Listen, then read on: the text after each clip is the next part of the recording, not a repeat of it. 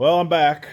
We've had a busy winter. We've been working on a lot of stuff for our business, and unfortunately, that doesn't give me as much playtime as I'd like to have. We're kind of starting to get caught up, so I guess it's back to play. Now, you've seen my dyno videos. You've seen a little bit of the Flowbench stuff. I've set out to build the perfect Flowbench. They never really had a Flowbench that's capable of doing just GX200 Hondas and clones and Predators. They work, but they're not set up for it. So I got with Audie Technologies, John. He's very smart. He's got a lot of experience in this, and he feels like his equipment's pretty accurate, or their equipment. He's their rep. But we purchased a Flow quik unit and worked with them on building the perfect Flowbench. So hopefully stay tuned to the video and you'll see. One cool thing we did, we printed different cylinder sizes. So you can actually check flow between cylinders, and that's what we're going to do today, and see what's going on. I'm pretty good with a shredder head. I feel like there's a lot of them out there and a lot of good people making them. So I wanted this so I could see how I was doing. This machine also checks velocity. I'm waiting on the peated tubes, but once they come in, we'll do that too. You can check max lift to figure out exactly what you have available for lift on your head. Now, other Flowbenches, you have to put in a weaker spring and use it that way. I have built this thing beefy. So beefy meaning you can leave your entire setup the way you're going to run it. You will be running your own valve train, your springs, during the test, and that allows you to see your max lift and know where you're at. So I'll turn the camera around and we'll do some explanation on what I got here. So I hope you enjoy. All right, let's do an explanation of our Flowbench. So, like I said, I designed it around the clones, GX200's Predators. This is the Flow quik unit. One thing it does is it flows at 28 inches water column, so that's important. Some of the older units, other brands run 10. That really limits you on some high horsepower stuff. You don't get it quite as good as you can. So this thing's capable of 220 CFM probably. That's quite a bit. It also measures speed. I don't have the peated tubes yet, but they're on their way. We can check velocity, depression. Don't get me to lying on that. Now, another cool feature is that little plug-in right there. Audie does make a program you can hook to your computer. We have ordered a little mini PC and a monitor, and it will mount right back here and stand up so you can see it. It actually will graph, and you can change your settings and stuff like that in it. And it's similar to what the dyno has. My test plates. So I 3D printed these out of PCTG, which is an industrial strength filament that doesn't warp, holds up very well, and does a very good job for any type of stability in manufacturing. The great thing about it is it's just soft enough that you don't have to run a gasket. We tested it extensively, and it seals up very well. This little aluminum plate is your test. You basically set it right here. You put it on this guy. You clamp it down. As you're pulling a vacuum, then you come back here to this knob. You turn this knob and set this at 120 CFM. That is your test standard, and that will get you accurate results. You should do that every day, so every time you run it. Now, one thing I did is I printed cylinder sleeves. So this guy right here is a 70 millimeter. Oh, it's a 70 millimeter, as you can see. And you basically Drop this guy in there, like so. And you now have a 70mm run. So you can do that with, I have 68, 70, 72. I have also got the design for some big block stuff. It's totally interchangeable. You can pretty much do any head that you can fit on it. If you let me know, I can build the basis for it. Now, one of the cool features of this Flowbench is it runs off of a shop vac. It works very well. So essentially, the shop vac is your vacuum source. It pulls through that tube. Don't mind the hoses and stuff. I'll have them routed and tied in real nice, but for this I went ahead and just got them hooked up. So this shop vac, which I've printed the connections out of PCTG, which is very durable, slips right in there. This actual model of shop vac does everything you need. They're not that expensive, and it's called the SVX2, and it really does very well. So if I was going to build one or buy one of ours, and this is the shop vac I'd recommend, you can actually put the shop vac in another room and run hose. You can buy the hose fairly cheap. I know Dan with Childish Concepts, he bought our other one, and that's what he did. And he has pretty much the same setup, but he's limited right now to 1 cylinder size until next week. We are upgrading him the adjustable cylinder size setup, so he can do that. This little guy right here, this kind of mimics having it on a carburetor. It keeps the flow uniform, so it goes right there on the intake, like so. And that gives you your flow. We're probably going to test without it today, just because I don't know if I brought any studs. I'll have to look. But that's the Flowbench in a nutshell. Works very well. I'm very happy with it. And just so you know, we are building these and selling these. And if you price or have priced Flowbenches, this is considerably less than anything that's on the market, and it has more functions. Stay tuned. I'll show you how the head hooks up. Alright, so there's the setting for the calibration plate. As you can see, it's an 1.5-inch hole in a piece of aluminum. You basically adjust it to 120 on the back here on this knob. I'll move it for you here. You can see as you turn it, it's basically getting everything matched with the 28 inches. So you want to get it right around that 120 range. That, according to Audie, is calibrated. So stay tuned. Let's see what it does. Okay, so we've already done our calibration just a few minutes ago. So we've set our head on here, and as you can see, it goes over these studs. This little guy right here, slide on, go right onto the valve. I make sure there's just enough clearance there so you've got some backlash adjustment. You tighten that guy down right there. That's what's going to run your valve. This little guy right here. Don't laugh at my machining skills. I am definitely not a machinist. So this little guy goes on here. You set it up to where it's just barely off of it. Tighten this little Allen screw right here. And you turn on your vacuum, do your pull, and you are ready to test. That simple.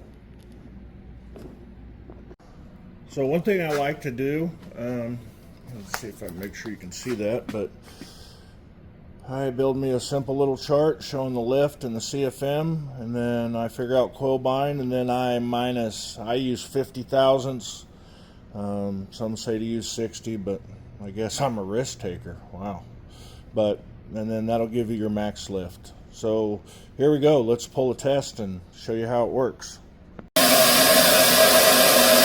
one thing to do is you run this down. Probably can't hear me, so it's just touching. Zero it out. And we're ready to run our test.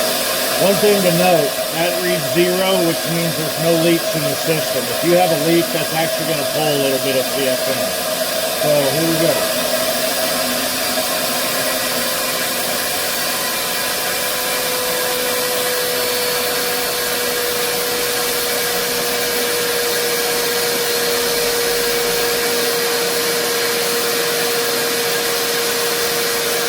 .50, we're at 60.1.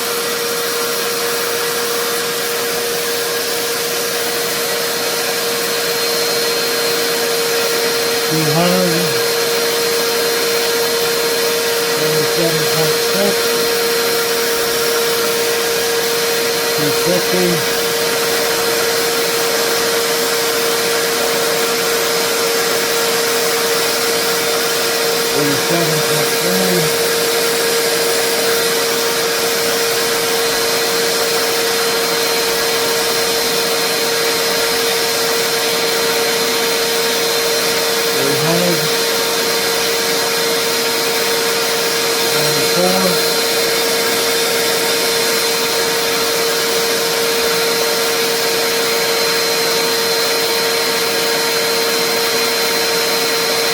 $350, 100, 400,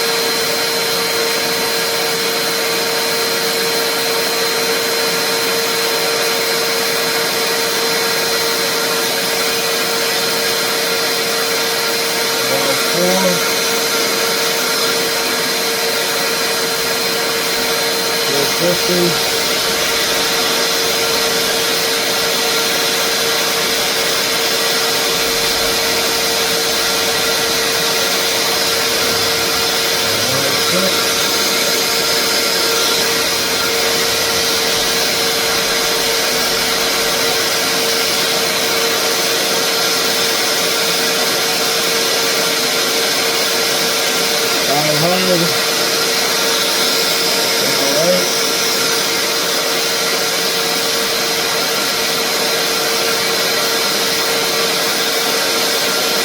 550.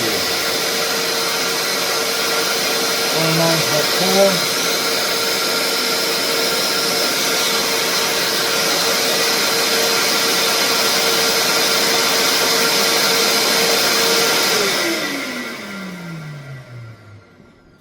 Alright, so we've measured our flows through the lift. Now what I like to do is go ahead and go down 2 coil bind and get our measurement. So coil bind is 621 minus 50 thousandths, so that would be 581. So I'd safely call this a 550 lift head. Just a note on the head: titanium keepers or caps, GP 960 springs, stainless 32 millimeter 25 valves, 3-angle valve seat, and the head has been milled to 13 cc. So I feel like this head's a runner. Stay tuned. We're gonna do some different cylinders and see what these high flow heads do when you get them on a smaller engine. All right, we've installed the 72 millimeter sleeve to mimic a 72 or a 236. So I'm going to set this down to where it's just touching the spring. And there. I'm going to zero that guy out. And turn on our shop vac.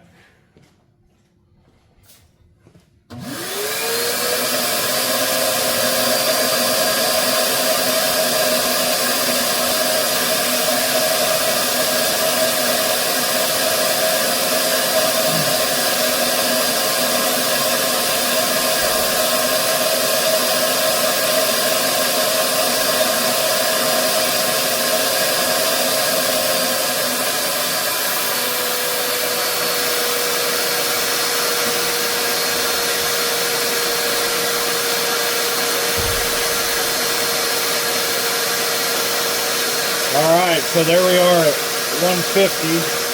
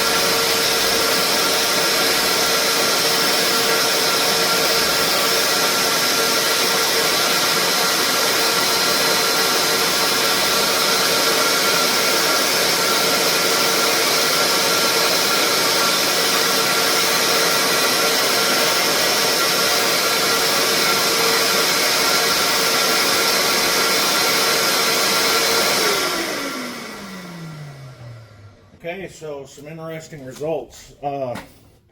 So that's a 236 or a 72 millimeter. Our first test was on a 76 millimeter. As you can see, it was a little bit less on the lower end, but honestly, it recovered up on high lift. So I'll be anxious to see what the other cylinder sizes do.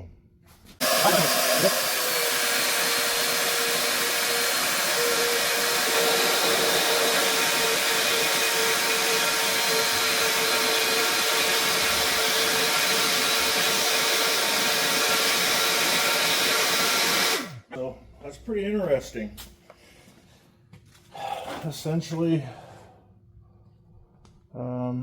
it was pretty much the same. It started off a little bit better at lower lift, but in this mid-range, it actually performed slightly better, and it's increasingly getting better as the cylinders get smaller right in this area, and then it kind of levels out and everything stays about the same. But 450 to 500, it's higher with a 70. So don't know the reason for it. Hopefully somebody can tell me, but very interesting. Okay, so I just did the 68, and for some reason I had a filming catastrophe. I'm not sure why, but here's the numbers. As you can see, it struggled a little bit on the low side, but then it picked up and started running just like everything else in this range. I mean, really not bad. I mean, the 76 was the best here, obviously, but you know, we lose a little up here on the top end, but right in here it's not too bad, and I really expected it to be drastically different. Now, I've got a 3225 shredder that I purchased from someone.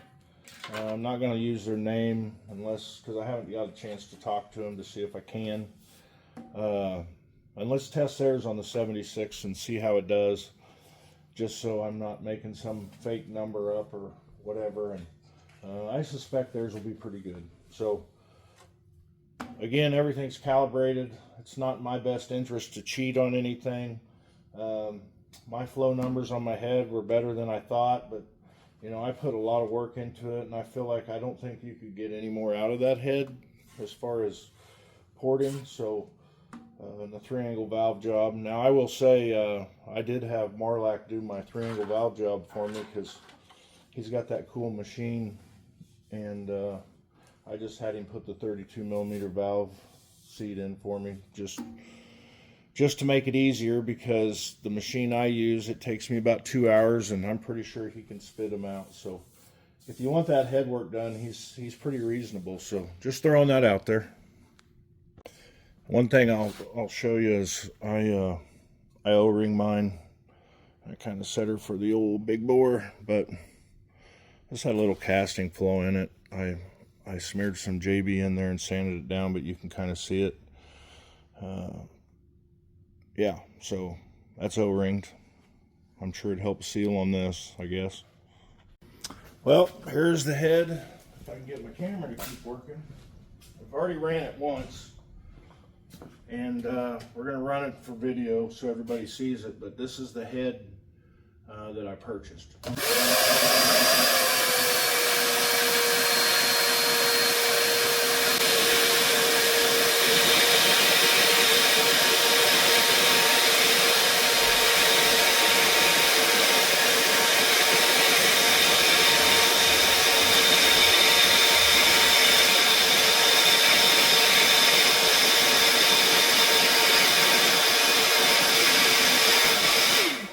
Well, I will say I have ran this 3 times total. Twice here just a few minutes. Mainly I had a camera issue, but them results are not good. Not sure what the situation is. Maybe there's a shrouded valve. The port looks okay. Mine's opened up a bit more, but this kind of correlates with my last Flowbench on a 32 millimeter that wasn't ported, super ported, or as some people call it, max porting or whatever. I did spend a lot of time on that head over there and got it pretty clean, so not that happy with that. I will not be saying the guy's name, but I will tell you there's a good chance some of you have bought heads from that person, and I want to talk to him first before I say anything, so there you have it.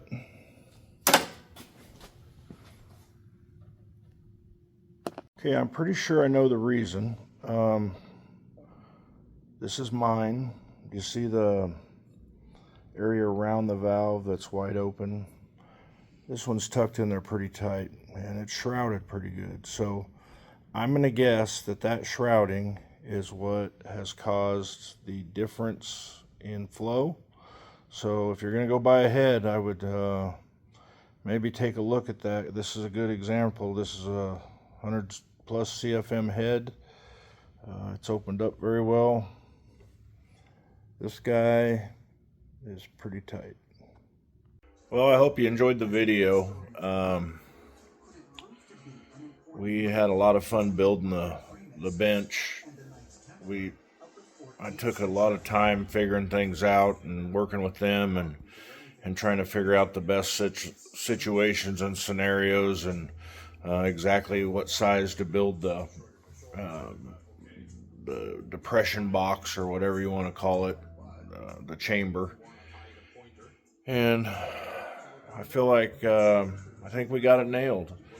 And if you're interested in one, just yell at me on Facebook, or you can email sawdaddyracing@gmail.com, and we can hook you up. There's some separate, different options and stuff we can help out with on that. But everything's powder coated. There's about 40 hours of print time on all of the stuff, so my printer just runs nonstop. I do it all out here at my cabin because my wife would go crazy listening to the printer. I actually set the printer up in the cabin to do it while I'm out here. So we are going to sell them. If you're interested, and we can add the computer screen, all the options, and equipment isn't cheap, but I feel like this price isn't too bad, and just get a hold of me if you're interested. And I hope you did enjoy the video, and we're going to do some more stuff with it. And if you're interested in a shredder head, I can help you out there too. I don't make much money on them. I just like building them because they're fun. So let me know, and thanks for watching, and I hope you enjoy enjoyed the video. Have a good day.